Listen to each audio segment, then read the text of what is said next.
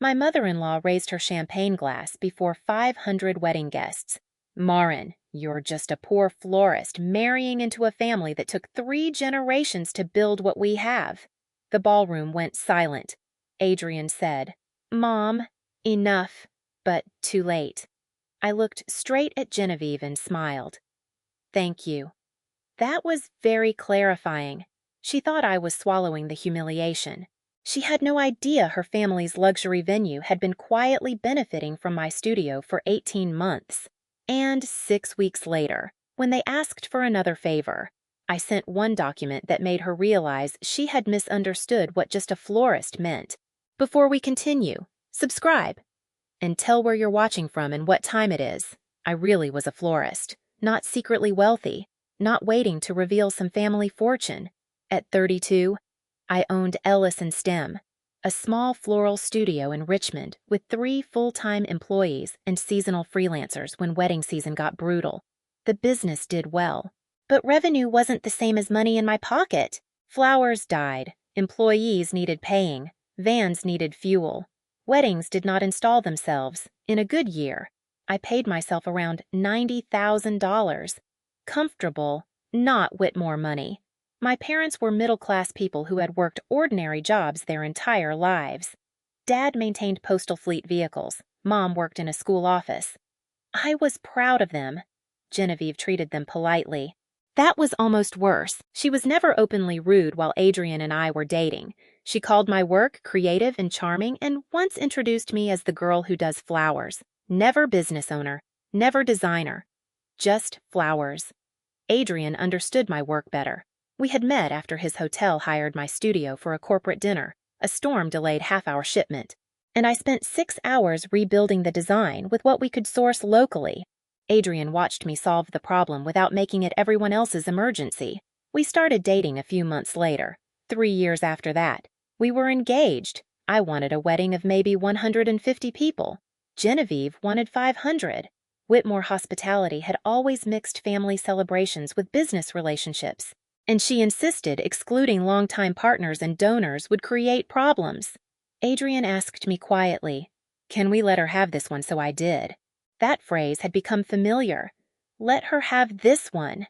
The guest list, the ballroom, the seating, the formal reception. Meanwhile, I had already spent more than a year helping Whitmore Hospitality prepare Bellwether House, their new luxury wedding venue. At first, it was one floral question, then another, then styled shoots, showcase events, and design advice. I didn't mind. I thought I was helping the family I was about to join. On our wedding night, standing beneath installations my own studio had created, I still believed Genevieve understood that. Then she reached for the microphone. Genevieve waited until dinner plates had been cleared. Then she stood with a champagne glass in one hand and the microphone in the other. "Adrian has always surprised me," she began. People laughed politely. When he first told me he'd fallen in love with a florist, I thought it was charming. Another ripple of laughter. I felt Adrian shift beside me. Genevieve smiled toward the ceiling installations. And Marin certainly knows how to make a room beautiful. That sounded almost kind. Then she continued, "But decoration and legacy are very different things." The room changed. My mother stopped smiling. Dad looked down at his napkin. Genevieve turned fully toward me. "At the end of the day, Marin, you're just a poor florist marrying into a family that took 3 generations to build what we have." Silence, not awkward laughter. Silence. Adrian stood halfway from his chair. "Mom, that's enough." Too late. Genevieve lifted her glass. "I only mean that becoming a Whitmore comes with certain expectations." 500 people were now looking at me, some embarrassed for me, some fascinated, a few pretending not to listen. I could feel heat rising under my dress. Then something inside me became very calm. I looked directly at Genevieve and smiled. "Thank you," I said. That was very clarifying. Her expression softened with satisfaction. She thought I had accepted my place. The reception continued because I refused to let her destroy anything else that night. I danced with Adrian. I hugged my parents. I smiled for photographs. Later, alone in our hotel suite, Adrian sat beside me. I'm sorry, I know. I should have stopped her sooner. I looked at him. Your mother embarrassed me in public. You protected me in private. Those aren't the same thing. His face tightened. What was I supposed to do, start a fight in front of 500 people? No. I removed one earring. I wanted you not to wait until afterward to become my husband. He had no answer. Neither did I. But I knew one thing. Genevieve had called me just at the florist. For the first time, I decided to take her literally. Before Bellwether House, my help with Whitmore Hospitality had been simple. A question about which ceremony structure could actually support flowers, a recommendation on vase sizes, a quick opinion on where designers would need staging space during room flips.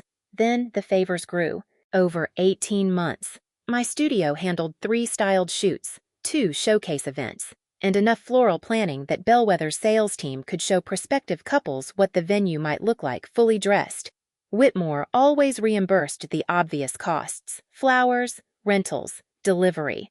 What I kept discounting were the parts Genevieve rarely noticed: my design hours, consultations, production management, installation markup, the time my team spent solving problems before anyone else realized there was a problem. Our invoices even showed it: family promotional discount, sometimes several $1,000s at a time. I had never considered that foolish. Bellwether gave my studio beautiful portfolio images. Adrian cared about the project, and I genuinely believed I was helping people who were becoming my family. That belief survived until Genevieve picked up a microphone. Our honeymoon lasted a week. I didn't spend it making revenge plans. When we came home, I went back to the studio and found Noelle waiting with Bellwether's launch file. They want the full opening package in 6 weeks, she said. Are we still doing family pricing? I looked through the scope. 220 guests, entry installation, garden ceremony feature, 24 dinner tables, bars, staircase florals, setup, strike. A normal commercial event. No, I said. Noelle studied me. No discount. Price it properly. 2 days later, the proposal went out. Just over $21,000. Materials, rentals, design, production, installation, delivery, teardown, nothing invented, nothing inflated. The phone rang less than an hour later. Genevieve. What exactly did you send Rhea the launch proposal? For $21,000? Yes. You've never charged us anything close to that. Correct. We're family. I almost laughed. At my wedding, you were very clear that florist and family were different categories. Her voice chilled. So this is punishment. No. I leaned back in my chair. Punishment would be sending you an invoice for everything I already discounted. I'm not doing that. Silence. This is what future work costs. She hung up. 10 minutes later, Adrian walked into the studio holding his phone. Mom called me. I assumed she would. He hesitated, then said the exact thing I had hoped he wouldn't. Could we maybe do this one at the old rate? Just the launch. I stared at Adrian. You're asking me to make your mother's disrespect cheaper. That's not what I mean. Then what do you mean? He set his phone on the work table. The launch is 6 weeks away. Everyone expected you to handle it. Changing vendors now creates work for the entire team, so they can change vendors. You know Mom will see this as retaliation. I can't control what your mother calls something. He rubbed the back of his neck. Could we just get through the launch? There it was again. One more thing to absorb. One more problem I could make easier if I was willing to pay for the piece myself, if Whitmore never hires me again. I'm fine with that. Adrian looked surprised. This isn't about getting the contract, no. I pointed toward the office where Noelle was working. My employees get paid whether your mother respects me or not. My van costs money. Installation takes hours. My time is part of the job, too. I thought Bellwether was helping your business. Sometimes it did.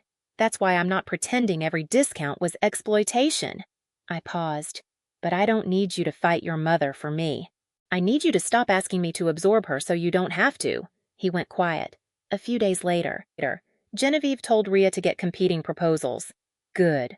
That was exactly what I wanted. The first florist came in just under $19,000 with a reduced installation scope. Mine was around $21,500 for everything Bellwether requested. A larger luxury firm quoted more than $27,000. Genevieve called a meeting with Rhea. I wasn't there. But Adrian later told me what happened.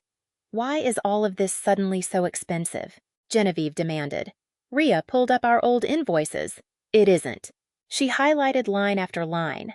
Family promotional discount, design fee waived, production management reduced, installation markup reduced. Marin was discounting it. Genevieve apparently stared at the screen for a long time. Then she tried another approach. She called Noelle directly. "We don't really need Marin," she said. "Could your team just do the installation?" Noelle answered exactly as I would have wanted. "All Ellis and STEM work goes through our normal booking process. No argument, no attitude, just a business." That evening, Adrian came home quieter than usual. "I didn't know how much you were discounting. You never asked." "I thought I was protecting you from Mom by keeping things calm." I waited. He looked at me. "Really? I was protecting myself from having to confront her." That was the first apology he gave me that actually reached the problem. 2 days later, Whitmore scheduled a formal vendor review. Genevieve opened the meeting with one sentence. "This shouldn't even require a contract. Marin is family." I didn't answer. For the first time since our wedding, I waited to see whether my husband would. Genevieve looked around the conference table as if the answer should have been obvious. "Marin is family." Adrian leaned forward. "She is." His mother relaxed slightly. Then he continued. "That's exactly why we should have been the last people expecting her to work for us for free." Genevieve's expression changed. "Nobody worked for free. We reimbursed flowers and rentals," Adrian said. "We didn't pay for everything her company was actually doing." Rhea said nothing. She didn't need to. The old invoices were already open in front of them. Genevieve turned toward me. "So now every family favor needs a contract, no?" I said. "Only the ones you expect my employees to show up for." Her mouth tightened.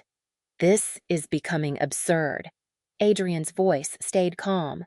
"You called her just a florist when 500 people were listening. If this company wants the florist, this company hires her." For several seconds, nobody moved. Then Genevieve looked at him. "You're letting your marriage influence company decisions.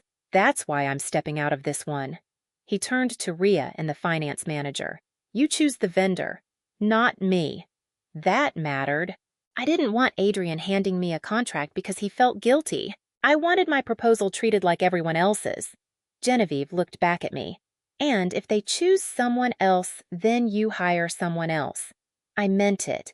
2 days later, Bellwether selected the florist with the lower proposal and reduced installation scope. No one called asking me to reconsider. I didn't. The launch happened 6 weeks later. It was beautiful. Different from the original styled shoots, but polished, professional, and completely successful. I attended with Adrian as a guest. Genevieve spent most of the evening greeting donors and prospective clients. Nothing collapsed without me. That was never the point. On the drive home, Adrian glanced over. "Are you disappointed they didn't choose you?" "No. Really, I didn't need them to choose me."